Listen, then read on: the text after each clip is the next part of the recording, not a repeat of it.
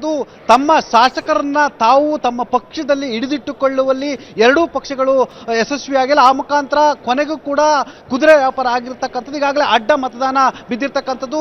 ನಿರೀಕ್ಷೆಯಂತೆ ವಿನಯ್ ಕಾರ್ತಿಕ್ ರವರಿಗೆ 32 ಮತಗಳು, ಮೊದಲ ಪ್ರಾಶಸ್ತ್ಯದ 32 ಮತಗಳು ಬಂದಿರತಕ್ಕಂಥ, ಅವರಿಗೆ 4 ಮತಗಳ ಕೊರತೆ ಇತ್ತು. ಆದರೆ ಅವರಿಗೆ ಮೊದಲ ಪ್ರಾಶಸ್ತ್ಯದಲ್ಲೇ 32 ಮತಗಳು ಬಂದಿರತಕ್ಕಂಥ. ಆ ಮುಖಾಂತರ ಎಲ್ಲೊಂದು ಕಡೆ ಇದು JDSಗೆ ಅತಿ ದೊಡ್ಡ ಮರ್ಮಾಘಾತ ಆಗುತ್ತೆ ಅಂತಲೇ ಹೇಳಲಾಗ್ತದೆ. ಯಾಕಂತೇಳಿ ನಾವು ಸ್ಪರ್ಧಾ ಕಣದಲ್ಲಿ ಇರಬೇಕಂತೇಳಿ ಎಚ್ ಡಿ ಕುಮಾರಸ್ವಾಮಿ ತಮ್ಮ ಅಭ್ಯರ್ಥಿ ಗೋವಿಂದರಾಜ್ ಅವರು ಕಣಕ್ಕಿಳಿದ್ರು. ಆದರೆ JDSನ ಒಟ್ಟು 4 ಮತಗಳು ಕ್ರಾಸ್ ವೋಟಿಂಗ್ ಆಗಿರ್ತಕ್ಕಂಥ. ಅದರಲ್ಲೂ ಬಯಲುಸೀಮೆ ಅಂತಲೇ ಕೂಡ ಹೇಳ್ತಿರ್ತಕ್ಕಂಥದ್ದು, ಕೋಲಾರ ಮತ್ತು ಚಿಕ್ಕಬಳ್ಳಾಪುರ ಭಾಗದ ಅಂತ ಕೂಡ ಹೇಳ್ತಿರ್ತಕ್ಕಂಥ, ಅದೇ ರೀತಿ ಮೈಸೂರಿನ ಒಂದು ಭಾಗದಿಂದ ಅಂತ ಹೇಳಲಾಗ್ತಿದೆ. ಮತ್ತು ಹಾಗಾಗಿ ಆ ಮುಖಾಂತರ ಇದು ಎಲ್ಲೊಂದು ಕಡೆ JDSಗೆ ಭವಿಷ್ಯದ ದಿನಗಳಲ್ಲಿ ಎಲ್ಲೊಂದು ಕಡೆ ತಮ್ಮ ಶಾಸಕರನ್ನ ಹಿಡಿದಿಟ್ಟುಕೊಳ್ಳುವುದು ಕಷ್ಟ ಅನ್ನೋದ್ರಲ್ಲಿ ಸ್ಪಷ್ಟ ಸಂದೇಶ ಆಗಿರ್ತಕ್ಕಂಥದ್ದು. ಗೋವಿಂದರಾಜು ಕೇವಲ 14 ಮತಗಳನ್ನು ಪಡೆಯಲು ಮಾತ್ರ ಸೀಮಿತ ಆಗಿರ್ತಕ್ಕಂಥದ್ದು. ಇನ್ನು ಭಾರತೀಯ ಜನತಾ ಪಕ್ಷ ಅತಿ ಶಿಸ್ತಿನ ಪಕ್ಷ ಅಂತ ಕರೆಸಿಕೊಳ್ತಕ್ಕಂಥ ಭಾರತೀಯ ಜನತಾ ಪಕ್ಷದಲ್ಲೂ ಕೂಡ 2 ಶಾಸಕರುಗಳೆಲ್ಲ ಕಡೆ ಕ್ರಾಸ್ ವೋಟ್ ಆಗಿರ್ತಕ್ಕಂಥ. ಅದರಲ್ಲಿ ಒಂದು ಹಸಿಂದು ಕೂಡ ಇರ್ತಕ್ಕಂಥದ್ದು. ಈ ಹಸಿಂದು ಯಾರು ಹಾಕಿದಾರೆ ಅಂತ ಕೂಡ ಇನ್ನೂ ಯಕ್ಷ ಪ್ರಶ್ನೆ ಆಗಿರ್ತಕ್ಕಂಥದ್ದು. ಆದರೆ ಭಾರತೀಯ ಜನತಾ ಪಕ್ಷದಲ್ಲೂ ಕೂಡ ಕ್ರಾಸ್ ವೋಟಿಂಗ್ ಆಗಿದೆ ಎಂಬುದು ಸದ್ಯಕ್ಕೆ ಚರ್ಚೆ ಆಗ್ತಿರ್ತಕ್ಕಂಥದ್ದು. ಪ್ರಮುಖವಾಗಿ ಕಾಂಗ್ರೆಸ್ನ 5 ಅಭ್ಯರ್ಥಿಗಳು ಗೆದ್ದಿರ್ತಕ್ಕಂಥದ್ದು.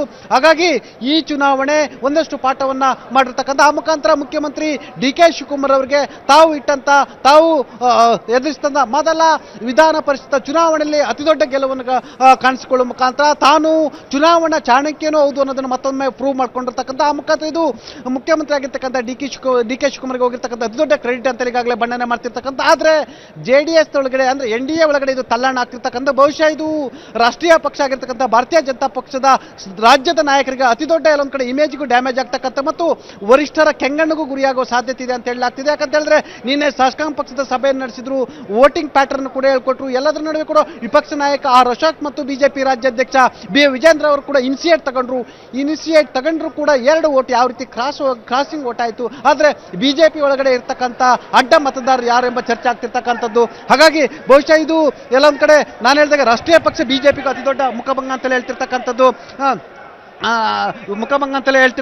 ಈಗಾಗಲೇ ಜಯಗಳಿಸಿದವರು ಹೊರಗಡೆ ಬರ್ತಿರ್ತಕ್ಕಂಥದ್ದು.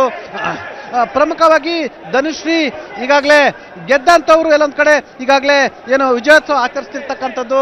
ಬನ್ನಿ ಇದು ಯಾವ ರೀತಿ ಆಯ್ತು ಅಂತ ಪನ್ನಣ್ಣವರು ನಮ್ಮ ಜೊತೆ ಇದ್ದಾರೆ. ಪನ್ನಣ್ಣವರು ನಮ್ಮ ಜೊತೆ ಇದ್ದಾರೆ. ಪನ್ನಣ್ಣ ಪ್ಲೀಸ್. ಎಲ್ಲ ಒಂದು ಕಡೆ ಈಗಾಗಲೇ ಕ್ರಾಸ್ ವೋಟಿಂಗ್ ಸಂಬಂಧಪಟ್ಟಾಗೆ ಹಲವಾರು ಚರ್ಚೆ ಆಗ್ತಿರ್ತಕ್ಕಂಥದ್ದು.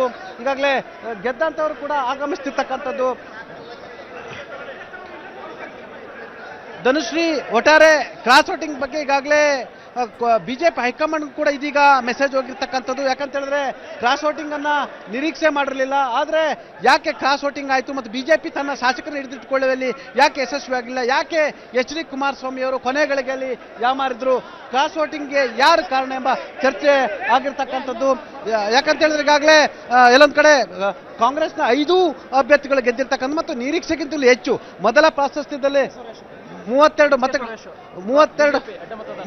ಮತಗಳು ಬಂದಿರತಕ್ಕಂಥದ್ದು. ಮಹತ್ವದ ಬೆಳವಣಿಗೆ ಒಂದರಲ್ಲಿ ಭಾರತೀಯ ಜನತಾ ಪಕ್ಷದ ಹಾಸನ ಜಿಲ್ಲೆಯ ಒಬ್ಬ ಶಾಸಕರು ಅಡ್ಡ ಮತದಾನ ಮಾಡಿದರೆಂಬ ಮಾಹಿತಿ ಇದೀಗ ಹೊರಗೆ ಬರ್ತಿರ್ತಕ್ಕಂಥದ್ದು.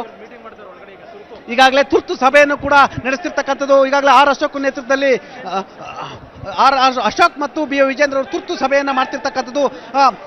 ವಿಪಕ್ಷ ನಾಯಕರ ಕೊಠಡಿಲಿ ಇದೀಗ ಸಭೆ ಕೂಡ ಆರಂಭ ಆಗಿರ್ತಕ್ಕಂಥದ್ದು. ಧನುಶ್ರೀ, ಯಾಕಂತ ಹೇಳಿದ್ರೆ ಯಾರು ಕ್ರಾಸ್ ವೋಟಿಂಗ್ ಹಾಕಿದ್ದಾರೆ ಅನ್ನೋದು ಕೂಡ ಈಗ ಚರ್ಚೆ ಆಗ್ತಿರ್ತಕ್ಕಂಥ. ಯಾಕಂತ ಹೇಳಿದ್ರೆ ಎಲ್ಲ ಒಂದು ಕಡೆ ಕ್ರಾಸ್ ವೋಟಿಂಗ್ ಸಂಬಂಧಪಟ್ಟ ಈಗಾಗಲೇ ಹಲವಾರು ಚರ್ಚೆಗಳ ನಡುವೆ ಇದೀಗ BJPಯ ಅಡ್ಡ ಮತದಾನ ಯಾರು ಹಾಕಿದೆ ಅಂತೇಳಿ ಚರ್ಚೆ ಆಗ್ತಿರ್ತಕ್ಕಂಥ. ಹಾಗಾಗಿ ಎಲ್ಲೊಂದು ಕಡೆ ಇದು BJPಗೆ ಅತಿ ದೊಡ್ಡ ಮುಖಭಂಗ ಆಗಿರೋ ಕಾರಣಕ್ಕಾಗಿ ಇದೀಗ ವಿಪಕ್ಷ ನಾಯಕರ ಕೊಠಡಿಯಲ್ಲಿ ತುರ್ತು ಸಭೆಯನ್ನು ಮಾಡ್ತಿರ್ತಕ್ಕಂಥದ್ದು. ವಿಜೇಂದ್ರ ಮತ್ತು R ಅಶೋಕ್ ಮತ್ತು BJP ಕೆಲವೇ ನಾಯಕರು ತುರ್ತು ಸಭೆಯನ್ನು ಮಾಡ್ತಿರ್ತಕ್ಕಂಥದ್ದು. ಹಾಗಾದ್ರೆ ಯಾರು ಕ್ರಾಸ್ ವೋಟಿಂಗ್ ಆಗ್ತವರು ಮತ್ತು ಕ್ರಾಸ್ ವೋಟಿಂಗ್ ಹಾಕ್ಲಿಕ್ಕೆ ಯಾರು ಕಾರಣ ಅಂತೇಳಿ ಈಗಾಗಲೇ ಚರ್ಚೆ ಆಗ್ತಿರ್ತಕ್ಕಂಥ. ಈಗಾಗಲೇ ಹಾಸನ ಭಾಗದ ಶಾಸಕರೊಬ್ಬರು ಕ್ರಾಸ್ ವೋಟಿಂಗ್ ಮಾಡಿದ್ರೆ ಅಂತೇಳಿ ಗಂಭೀರ ಆರೋಪವನ್ನು ಮಾಡ್ತಿರ್ತಕ್ಕಂಥದ್ದು BJP ನಾಯಕರು ಮಾಡ್ತಿರ್ತಕ್ಕಂಥದ್ದು. ಬನ್ನಿ, ಈಗಾಗಲೇ ನಾನು ಒಂದಷ್ಟು ವಿಸಲ್ಸ್ ಅನ್ನ ನಿಮಗೆ ನಾನು ತೋರಿಸ್ತೀನಿ. ಈಗಾಗಲೇ ಕೆಲವು ವಿಜಯೋತ್ಸವ ಆಚರಿಸಲಿಕ್ಕೆ ಕೂಡ ಈಗಾಗಲೇ ಬರ್ತಿರ್ತಕ್ಕಂಥದ್ದು. ಒಟ್ಟಾರೆ PV ಮೋಹನ್ ಅವರಿದ್ದಾರೆ. PV ಮೋಹನ್ ನಮ್ಮ ಜೊತೆ ಇದ್ದಾರೆ. ಗೆದ್ದಿರ್ತಕ್ಕಂಥ PV ಮೋಹನ್ ಅವರೇ, ಈ ಗೆಲುವನ್ನ ಯಾರಿಗೆ ಅರ್ಪಿಸ್ತೀರಾ? ಈ ಗೆಲುವನ್ನು ಕಾರ್ಯಕರ್ತರಿಗೆ ಅರ್ಪಿಸ್ತೇನೆ.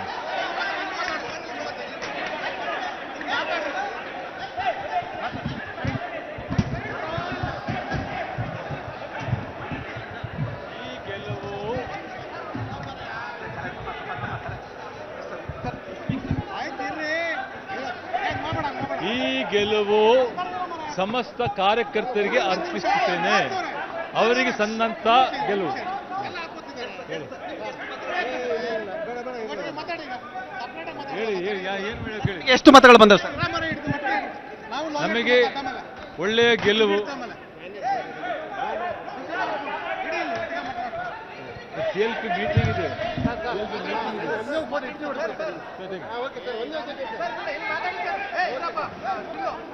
ಹೇಳಿ